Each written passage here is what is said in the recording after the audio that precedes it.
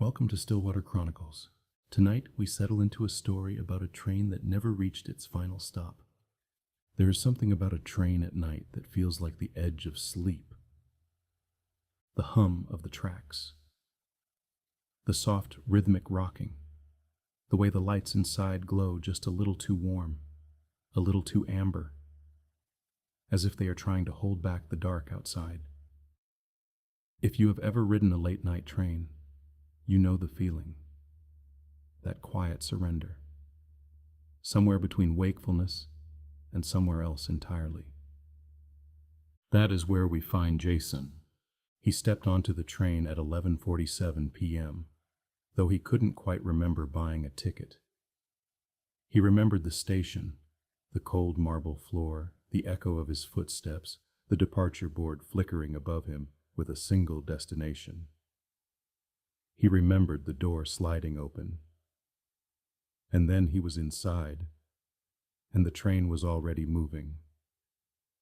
He didn't find this strange, not at first. The carriage was long and dimly lit. Rows of seats stretched ahead of him, upholstered in a deep navy blue that had faded to something almost gray in the half-light. Small reading lamps cast pale circles on headrests. The windows were black mirrors, holding nothing but his own reflection and the faint blur of darkness rushing past. Jason chose a seat near the middle and settled in. The seat was softer than he expected, the kind of soft that asks you to stop holding yourself up. He exhaled. There were other passengers, not many, perhaps a dozen, scattered across the carriage like forgotten thoughts. An older woman near the front, her head tilted slightly to one side. A man in a gray coat 2 rows behind her, perfectly still, hands folded in his lap. A young woman near the window at the far end, looking out at nothing. None of them spoke. None of them moved. This, too, Jason did not find strange. It was late. People slept on late trains. People sat in silence. That was the nature of night travel. The unspoken agreement that words were no longer necessary. He leaned his head back and watched the dark outside. The train moved with a steadiness that felt almost deliberate, as if it knew exactly where it was going and had no reason to rush. The tracks clicked beneath him in a slow, even pattern. Click, click, click, like a clock that had learned patience. Jason closed his eyes. He didn't sleep, not exactly. He hovered in that in-between place, aware of the sounds around him, the gentle sway of the carriage, the faint smell of something warm and metallic that trains always seem to carry. His thoughts drifted without direction. His breathing slowed. He wasn't sure how long he stayed like that. When he opened his eyes again, nothing had changed. The same dim light, the same passengers in their same positions, the same dark windows. The older woman near the front still tilted slightly to one side. The man in the gray coat still with his hands folded. The young woman still staring out at the black glass. Jason sat up and looked toward the front of the carriage. There was no conductor, no service trolley, no one moving through the aisle. Just the long, quiet row of seats and the amber warmth of those small reading lamps, each one casting its pale circle on a headrest that held no book, no phone, no hands. He noticed then that none of the other passengers seemed to be reading. None of them were looking at anything at all. He told himself this was fine. He told himself he was tired, and tired minds see patterns in ordinary things. He looked out his own window and watched the dark rush past, formless, endless, and tried to find something familiar in it. A light in the distance, a tree line, a road crossing. But there was nothing. Just dark, the kind of dark that feels less like absence and more like presence. The kind of dark that seems to be watching back.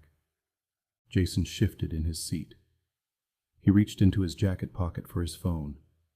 His fingers found it, cool and smooth, and he pulled it out and pressed the button on the side. The screen stayed dark. He pressed it again. Nothing. He held it down. Still nothing. The phone felt heavier than he remembered, and somehow colder than the air around him. And after a moment, he simply placed it on the empty seat beside him and looked away. He looked at the other passengers. The older woman near the front had not moved. Her head was still tilted, and from where Jason sat, he could just make out the soft lines of her face, composed, restful, almost serene. Her hands were in her lap, palms up, fingers slightly curled, as though she had been holding something and had simply let go. The man in the gray coat was facing forward. His eyes were open. Jason realized he had assumed the man was sleeping, but his eyes were open, fixed on some point ahead, unblinking, still. The kind of still that makes you hold your own breath without knowing why. Jason held his breath.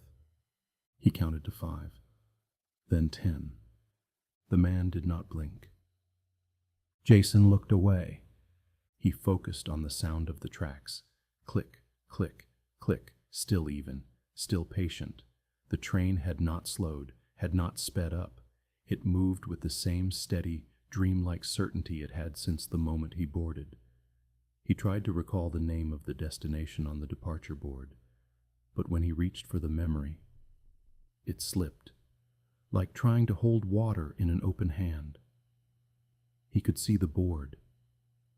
He could see letters, but they wouldn't arrange themselves into meaning. He told himself he simply hadn't paid close enough attention. He stood up.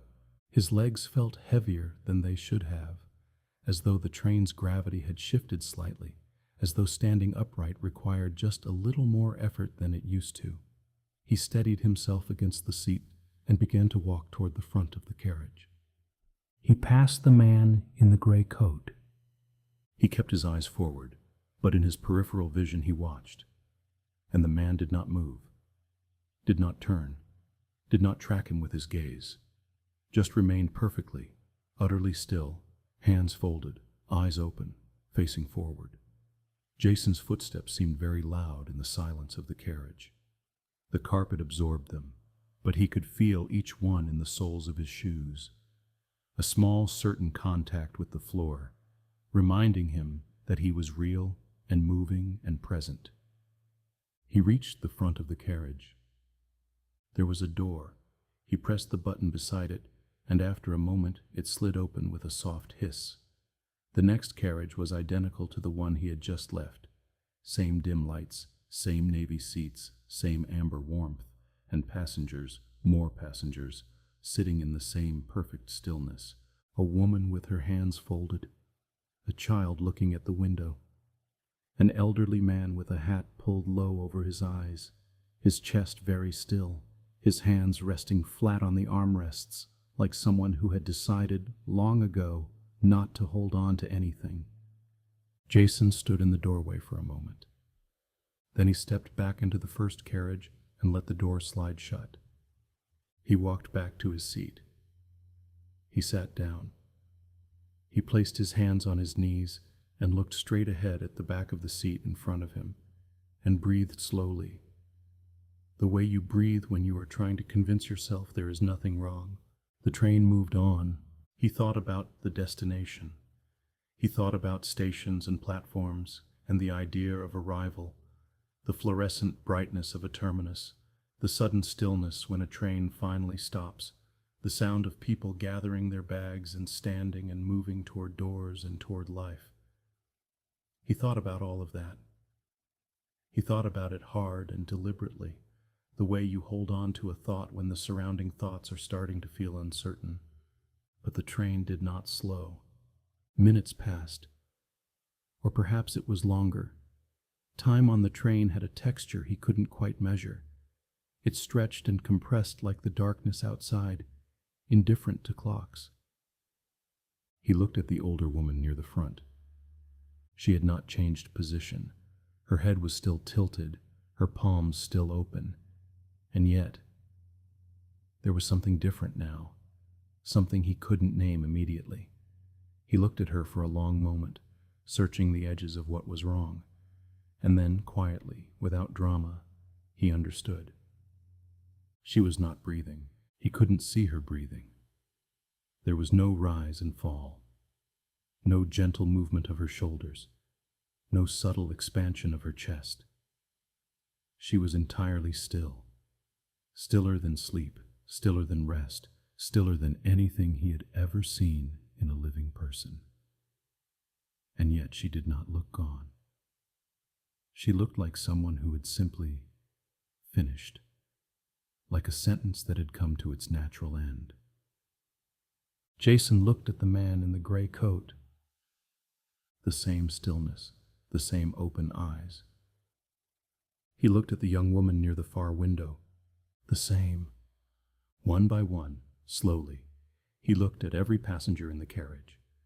And one by one, the same understanding moved through him, not as a shock, not as a scream, but as something quiet and settling, like a stone placed carefully at the bottom of a lake. He was the only one breathing. He sat with this for a while. The train moved on. The tracks clicked beneath him. He thought about the station, the cold marble floor, the echo of footsteps, the departure board. He thought about the last thing he remembered before the station.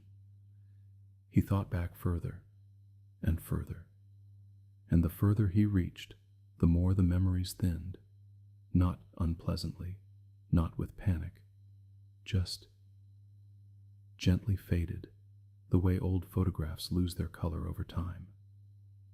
He remembered warmth. He remembered a room with yellow light. He remembered a face he loved and the particular weight of someone's hand in his. And then, nothing. Just the station. Just the train. Just the click of the tracks, carrying him somewhere he could not name. He leaned his head back against the seat. The amber lamp above him cast its small circle of warmth. Outside, the dark rushed past, still and endless, and somehow, he thought, not unkind.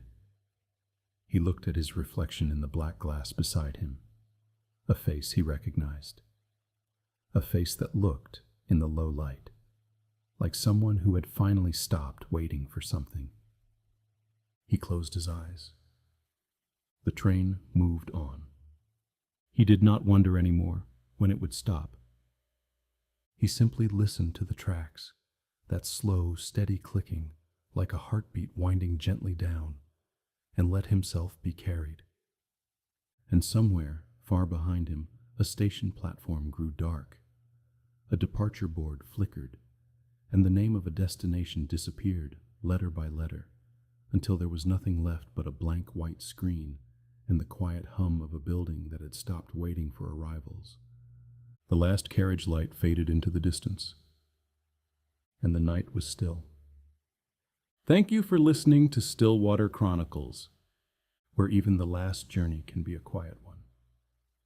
If this stillness stayed with you, if the hum of those tracks settled somewhere deep, then let it remain a little while longer. Some trains, after all, were never meant to arrive. They were only ever meant to carry you. Rest now. The tracks will take you where you need to go.